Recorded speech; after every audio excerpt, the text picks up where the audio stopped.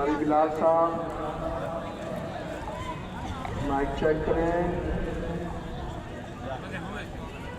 जो हजरात अफ्तारी के लिए बैठे हुए हैं उनसे गुजारिश है বাদশাহী মসজিদে খোলা আকাশের নিচে ইফতার করার একটা দৃশ্য নিঃসন্দেহে অসাধারণ।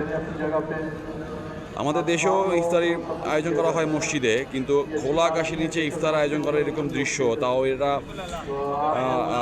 ইতিহাসের একটা অংশই বাদশাহী মসজিদ। এই মসজিদে খোলা আকাশের নিচে এইভাবে প্রায় 2000-এরও বেশি মানুষ এই ইফতার অনুষ্ঠানে ইফতারে অংশ নেন। আর কিছুক্ষণ পর শুরু হয়ে যাবে এখানে ইফতার, তারই প্রস্তুতি চলছে শেষ মুহূর্তের।